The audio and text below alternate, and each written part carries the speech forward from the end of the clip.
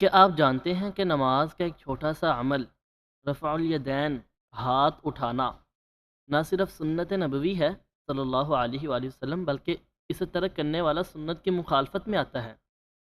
اور اس کی نماز ناقص ہوتی ہے۔ آج ہم رفع الیدین کے متواتر دلائل اور پھر رکوع کا صحیح طریقہ بالترتیب دیکھیں گے۔ السلام علیکم ورحمۃ اللہ وبرکاتہ۔ آج کا سبق رفع الیدین اور اس کے دلائل، اور جو لوگ کہتے ہیں کہ یہ منسوخ ہو چکا ہے، یا جو لوگ کہتے ہیں کہ اللہ کے نبی نے پہلے کیا اور بعد میں چھوڑ دیا، یہ تمام ہم بیان کریں گے۔ اور پھر رکوع کا مسنون انداز، اور رکوع کے اندر نبی مکرم صلی اللہ علیہ وسلم نے کون سی دعائیں پڑھی ہیں، اور رکوع کے اندر کون سی دعائیں نہیں پڑھنی چاہیے، اور رکوع کس طرح کرنا چاہیے، اس کا طریقہ کار کیا ہے۔ ہمارا مقصد صرف یہ ہے کہ ہم لوگوں تک قرآن و سنت کی وہ حق اور سچ بات پہنچائیں جو نبی مکرم صلی اللہ علیہ وسلم نے ہمیں پہنچانے کا حکم دیا کہ بلغوا عنی ولو آیا، کہ اگر آپ کے پاس ایک بات بھی پہنچتی ہے میری تو وہ اس کو آگے شیئر کریں۔ اور یہ آپ پر بھی ذمہ داری ہے جو لوگ ہماری ویڈیو دیکھ رہے ہیں کہ ہماری اس نماز نبی لیکچر کو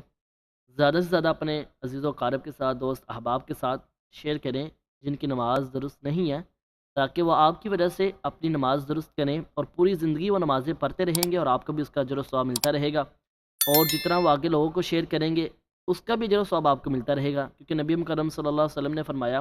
من دل علی خیر فلہ مثل اجر فاعلہ، اگر کوئی شخص کسی کی خیر کی طرف، بھلائی کی طرف رہنمائی کرتا ہے تو اس کو اتنا ہی اجر ملتا ہے جتنا اجر اس نیکی کرنے والے کو ملتا ہے۔ لہذا ہم بات کرتے ہیں کہ رفع الیدین کے متعلق، کیا یہ نماز کا حصہ ہے؟ تو جی بالکل، نبی کرم صلی اللہ علیہ وسلم نے اپنی زندگی میں رفع الیدین کیا ہے، اور اللہ کے نبی نے رفع الیدین کے ساتھ ہی نمازیں ادا کی ہیں۔ اور نبی کرم صلی اللہ علیہ وسلم کی بہت سی احادیثیں ملتی ہیں رفع الیدین کے متعلق کہ اللہ کے نبی نے کیا اور اصحاب نے بھی کیا۔ 50 زائد صحابہ جن کو عرف جانتا ہے، معاشرہ جانتا ہے، عرف میں مشہور ہیں، ان صحابہ سے رفع الیدین کرنا ثابت ہے۔ اور یہ وہ صحابی ہیں جو لوگ جن کے ناموں سے واقف ہے، جن کی سیرت سے واقف ہے، لوگ انہیں جانتے ہیں، ہم نے اس لیے یہ نام لیا۔ حتیٰ کہ تمام اصحاب اس کے قائل ہیں، مگر یہ جو 50 سے زائد صحابہ کے ہم ذکر کر رہے ہیں، یہ وہ اصحاب ہیں جنہیں لوگ جانتے ہیں، کیونکہ اللہ کے نبی کے بہت سے اصحاب ہیں۔ اگر ہم ان اصحاب کا نام لیں گے جنہیں لوگ جانتے ہی نہیں ہیں، تو پھر لوگوں کے مائنڈ میں ایک کوسچن پیدا ہوگا کہ یار لگتا ہے کہ یہ بندہ غلط بیانی کر رہا ہے۔ تو ہم اس لیے بیان کر رہے ہیں کہ 50 زائد وہ صحابہ جنہیں لوگ جانتے ہیں، جیسے ابو بکر لے لیں، ابو بکر رضی اللہ تعالیٰ عنہ، اور اسی طرح عمر فاروق رضی اللہ تعالیٰ عنہ، ٹھیک ہے، ابو موسیٰ اشعری، اور مزید مشہور جو اصحاب ہیں اللہ کے نبی کے، انہوں نے رفع الیدین کیا بھی ہے اور کرنے کا حکم بھی دیا ہے، کیونکہ نبی مکرم صلی اللہ علیہ وسلم نے اسی طرح نماز پڑھی، اور اللہ کے نبی کا یہ حکم ہے صلو کما رأیتمونی اصلی، کہ آپ اس طرح نماز پڑھیں جس طرح مجھے نماز پڑھتے دیکھتے ہیں۔ اور اللہ کے نبی نے مرد و عورت کی نماز میں ذرہ برابر بھی فرق ڈیفرنس نہیں کیا۔ دوسری بات یہ ہے کہ اصحاب کے بعد آتے ہیں تبع تابعین، سلف صالحین، ائمہ۔ تو میں آپ کو یہ بتاتا چلوں کہ ان سے بھی رفع الیدین کرنا ثابت ہے، میں غلط بیانی نہیں کر رہا، ان سے بھی رفع الیدین کرنا ثابت ہے، تابعین سے بھی، تبع تابعین سے بھی، اسلاف سے بھی، ہمارے سلف صالحین سے بھی۔ اور جو 4 امام ہیں، امام شافعی، امام مالک، امام احمد اور امام ابو حنیفہ، سوائے امام ابو حنیفہ کے، ان چاروں اماموں نے بھی رفع الیدین کے قائل ہیں، انہوں نے بھی رفع الیدین کیا ہے اور ان سے بھی رفع الیدین کرنا ثابت ہے۔ اب جو لوگ رفع الیدین نہیں کرتے تو وہ اپنی اندھا دھند تقلید میں، اپنے امام کی تقلید میں رفع الیدین نہیں کرتے، حالانکہ نبی مکرم صلی اللہ علیہ وسلم پر جو قرآن پاک نازل ہوا ہے، اس قرآن پاک میں اللہ تعالیٰ نے فرمایا ہے سورۃ اعراف میں آیت نمبر 3 میں، اتبعوا ما انزل الیکم من ربکم ولا تتبعوا من دونہ اولیاء، اے لوگو آپ اس چیز کی پیروی کریں جو اللہ تعالیٰ نے آپ کے محبوب پیغمبر کی طرف نازل کیا،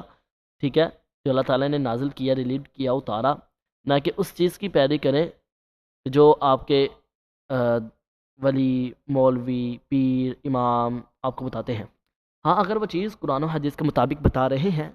تو آپ اس کو ایکسیپٹ کریں، آپ اس پر رد عمل کریں، ایکٹ کریں، اپنی زندگی کے اندر لے کر آئیں۔ بٹ اگر وہ بات قرآن و حدیث کے مخالف کر رہے ہیں اور ان کی پھر تقلید نہیں کرنی۔ کوئی بھی شخص ہے، آپ کے والدین ہے، آپ کے استاذہ ہیں، آپ کے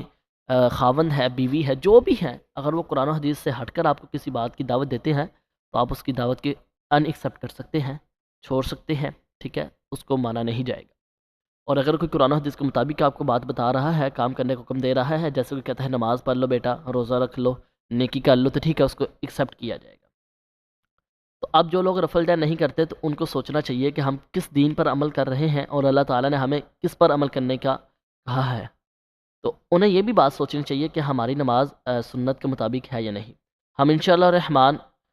رفع الدین کے متعلق جو احادیثیں ملتی ہیں، ہم اپنے کمنٹ سیکشن میں وہ تمام احادیث کوشش کریں گے، تمام تو نہیں لا سکتے، بہت زیادہ ہیں، تو چند احادیث ہم آپ کے ساتھ شیئر کریں گے صحیح بخاری وغیرہ میں سے، تو انشاءاللہ الرحمن بہت فائدہ ہوگا اس سے بھی آپ کو۔ دوسری بات یہ ہے کہ رفع الدین تو ہم نے پڑھ لیا کہ رفع الدین نبی مکرم صلی اللہ علیہ وسلم سے ثابت ہے۔ جو لوگ کہتے ہیں نا کہ اللہ کے نبی نے منع کیا کہ اے میرے اصحاب میں آپ کو دیکھتا ہوں، وہ صحیح مسلم کی حدیث کی دلیل دیتے ہیں کہ میں آپ کو دیکھتا ہوں کہ آپ شریر گھوڑوں کی دموں کی طرح اپنے ہاتھوں کو ہلاتے ہیں۔ دیکھیں نبی کرم صلی اللہ علیہ وسلم نے وہ اس حالت میں کہا تھا کہ جو اصحاب تھے وہ جب سلام پھیرتے تھے نا، دائیں طرف سلام پھیرا السلام علیکم ورحمۃ اللہ، تو اپنے دائیں ہاتھ کو جو ان کی ران پر یا گھٹنے پر ہوتا تھا اس کو بھی بلند کرتے اور کہتے السلام علیکم ورحمۃ اللہ، ہاتھ کے ساتھ بھی اشارہ کرتے۔ اس موقع پر اللہ کے نبی نے منع فرمایا تھا۔ باقی جو رفع الدین کی جگہیں ہیں اس پر اللہ کے نبی نے منع نہیں تھا فرمایا۔ اور وہ کون سی جگہیں ہیں جن پر رفع الدین کرنا چاہیے؟ سب سے پہلے تو تکبیر تحریمہ ہے، جب بندہ نماز سٹارٹ کرتا ہے تکبیر تحریمہ اس جگہ پر۔ دوسرے نمبر پر جب بندہ رکوع جاتا ہے اور رکوع سے کھڑا ہوتا ہے، تین جگہیں ہوں گی۔ اور پھر جب آپ نے 2 رکعت پڑھ لی ہیں، دوسری تشہد سے آپ اٹھے ہیں، دوسری رکعت کے تشہد سے آپ اٹھے ہیں، اٹھ کر پھر آپ نے رفع الدین کرنا ہے اور پھر ہاتھ باندھ کر صفات اور کوئی اور سر ملا کر پڑھنی ہے۔ یہ جگہیں ہیں جہاں پر نبی کرم صلی اللہ علیہ وسلم سے رفع الدین کرنا ثابت ہے۔ کہاں پر؟ سب سے پہلے تکبیر تحریمہ میں، اس کے بعد رکوع سے جاتے اور رکوع سے اٹھتے وقت، ہر رکعت میں رکوع سے جاتے اور رکوع سے اٹھتے وقت، اور دوسری رکعت کا تشہد پڑھنے کے بعد جب آپ تیسری رکعت کے لیے کھڑے ہوئے ہیں، اگر 2 رکعت والی نماز ہے جیسے فجر کی تو بس ٹھیک ہے، پھر اس میں تکبیر تحریمہ کے وقت رفع الدین ہوگا یا رکوع سے جاتے اور رکوع سے اٹھتے وقت ہوگا۔ اور جو دوسری جگہ ہے جہاں پر اللہ کے نبی سے رفع الدین ثابت ہے وہ یہ ہے کہ تیسری رکعت کے لیے جب آپ کھڑے ہوئے ہیں تشہد سے، تیسری رکعت کے لیے آپ تشہد سے کھڑے ہوئے ہیں، تب آپ نے رفع الدین کرنا ہے۔ یہ رفع الدین کرنے کی جگہ ہے۔ تو وہ اللہ کے نبی نے وہ اصحاب جو سلام پھیرتے وقت رفع الدین کرتے تھے، اللہ کے نبی نے ان کو روکا تھا، نہ کہ ان جگہوں پر۔ اب دوسری رہی بات رکوع کے طریقے کی،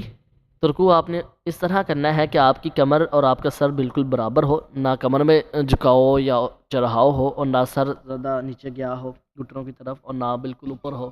بالکل برابر ہونا چاہیے، اور آپ کا دھیان جو ہے سجدے والی جگہ پر ہونا چاہیے، اور آپ کے ہاتھ بالکل سٹریٹ ہو، کوہنیاں مڑی ہوئی نہ ہو، کوہنیاں مڑی ہوئی نہ ہو، آپ کے ہاتھ بالکل سٹریٹ ہوں، اور آپ کے جو ہاتھ ہے اس کا شکنجہ بنایا جائے، جیسے بناتے ہیں نا کسی چیز کو پکڑنے کے لیے، کسی بال گیند آپ نے ہاتھ میں پکڑی ہے تو وہ گول ہوتا ہے نا ہاتھ، اس طرح بنا کر آپ نے اپنے گھٹنے کو پکڑنا ہے۔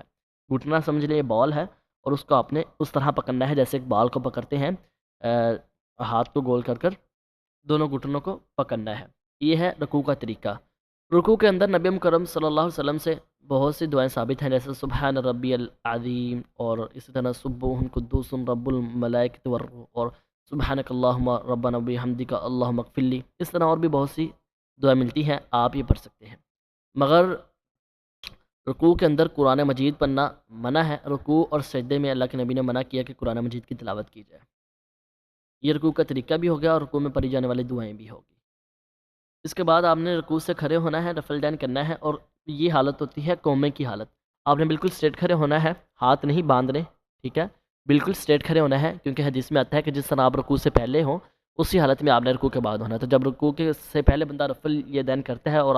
ہاتھ بندھے ہوئے چھوڑتا ہے تو رفع الدین کرتا ہے اور اسٹریٹ کرتا ہے اور پھر رکوع میں جاتا ہے، اسی طرح آپ نے رکوع سے اٹھ کر اسی حالت میں ہونا ہے، حدیث کی پیروی کرتے ہوئے۔ ہم اپنے سے کوئی بات نہیں کر رہے، ہم حدیث کی روشنی میں آپ کو نماز کا طریقہ بتا رہے ہیں۔